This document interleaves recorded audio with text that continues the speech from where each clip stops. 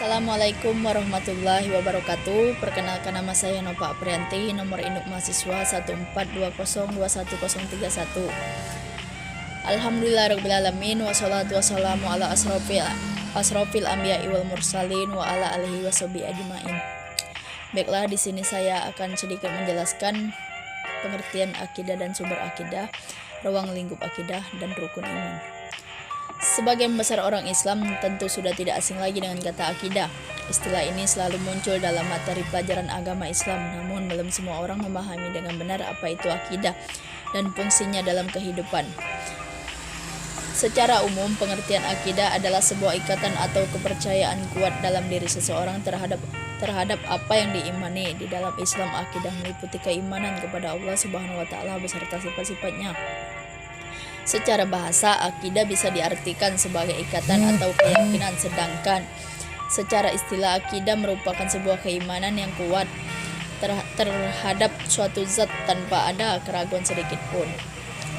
Menurut para ulama, beberapa hal yang termaksud dalam ruang lingkup akidah. 1. Ilahiyat, yaitu pembahasan hal yang berkenaan dengan masalah ketuhanan, khususnya membahas mengenai Allah Subhanahu wa Ta'ala. 2. Nubuwat, yaitu pembahasan hal yang berkenaan dengan para utusan Allah, Nabi dan Rasul Allah. 3. Ruhaniyat, yaitu pembahasan hal yang berkenaan dengan makhluk gaib, misalnya malaikat, iblis, dan jin. 4. Samiyat, yaitu pembahasan hal yang berkenaan dengan alam gaib, misalnya surga, neraka, alam kubur, dan lainnya. Kajian akidah menyangkut keyakinan umat Islam atau iman, karena itulah secara formal ajaran dasar tersebut terangkum dalam rukun iman yang jumlahnya ada 6. 1. Iman kepada Allah Subhanahu wa Ta'ala. 2. Iman kepada malaikat-malaikat Allah Subhanahu wa Ta'ala. 3. Iman kepada kitab-kitab Allah Subhanahu wa Ta'ala. 4. Iman kepada rasul-rasul Allah Subhanahu wa Ta'ala. 5. Iman kepada hari akhir. Dan 6. Iman kepada takdir yang baik maupun yang buruk datangnya dari Allah Subhanahu wa Ta'ala atau qada dan qadar. Yang pertama, ada iman kepada Allah Subhanahu wa Ta'ala. Dalam ayat pertama ini, umat muslim diminta untuk percaya dan mengimani bahwa satu-satunya Tuhan yang patut disembah hanya Allah Subhanahu wa Ta'ala. Umat muslim juga diminta percaya dan mengimani bahwa Allah yang telah menciptakan seluruh alam semesta dan segala isinya. Yang kedua, umat muslim diminta untuk mengimani malaikat Allah. Malaikat sendiri diciptakan Allah dari cahaya, di mana dari sekian banyaknya jumlah malaikat yang diciptakan Allah, kita diminta untuk mengetahui 10 malaikat, yaitu Jibril, Mikail, Israfil, Israil, Munkar, Nakir, Rakib, Atib, Malik, dan Ridwan. Hikmahnya, mengingat peran-peran malaikat di atas membuat kita waspada akan perbuatan baik dan buruk di dunia. Selain itu, kita pun semakin mengetahui keagungan Allah Subhanahu wa Ta'ala lewat salah satu ciptaannya yang mulia, yaitu para malaikat. Yang ketiga, Allah menurunkan kitab-kitab suci kepada Nabi dan Rasul untuk membimbing umat-umatnya. Bagi Muslim, kita diwajibkan untuk mengimani setiap ayat dalam Al-Quran. Lewat Al-Quran, kita mengetahui dasar-dasar dalam berperilaku di dunia sebaik-baiknya sebagai seorang Muslim. Yang keempat, umat Muslim wajib untuk mengimani Rasul-Rasul Allah. Rasul sendiri adalah seorang utusan Allah yang diberi wahyu, berbeda dengan nabi wahyu yang diberi Allah kepada Rasulnya diperintahkan untuk disebarkan kepada umat.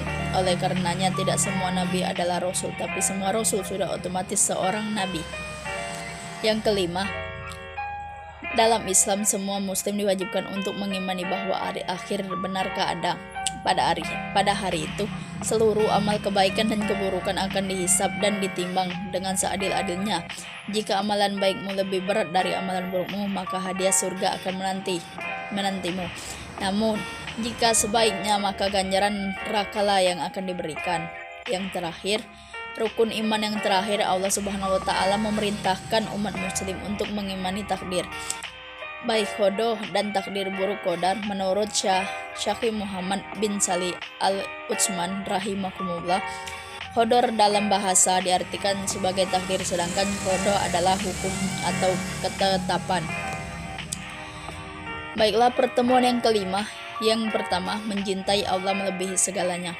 Orang yang beriman pasti mencintai Allah Subhanahu wa taala, karena hanya Allah tempat kita berserah diri dari keterpurukan hal-hal yang tidak diinginkan. Yang kedua, jika nama Allah disebut, hatinya akan bergetar. Orang yang beriman pasti bergetar hatinya ketika ada seseorang yang menyebut nama Allah Subhanahu wa taala. Yang ketiga, rela dengan hukum Allah dan Rasul. Seorang muslim yang beriman pasti dengan ikhlasnya mengerjakan kewajiban dan hukum Allah Subhanahu wa taala. Yang keempat, melaksanakan ajaran Islam secara totalitas. Sebagai seorang muslim yang beriman, tentunya mereka mengajarkan ajaran Islam kepada orang-orang yang belum paham tentang ajaran Islam. Yang kelima, istiqomah dalam keislaman hingga akhir ayat. Jadi, orang yang beriman itu akan istiqomah di jalan yang benar, yaitu di jalan Allah Subhanahu wa taala. Yang keenam, menghindari perbuatan syirik. Di kalangan masyarakat tentunya tidak asing lagi kita mendengar yaitu kata syirik.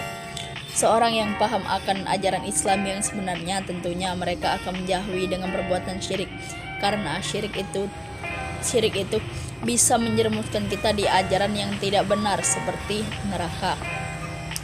Yang ketujuh, pengaruh pengamalan 2 kalimat syahadat.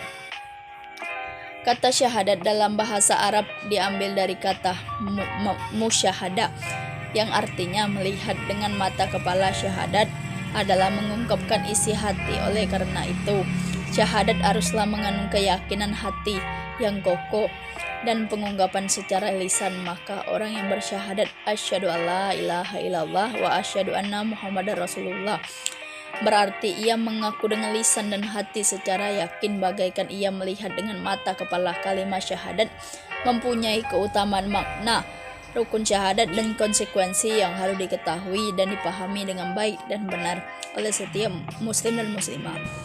Baiklah, mungkin itu saja penjelasan dari saya. Saya ucapkan terima kasih. Wassalamualaikum warahmatullahi wabarakatuh.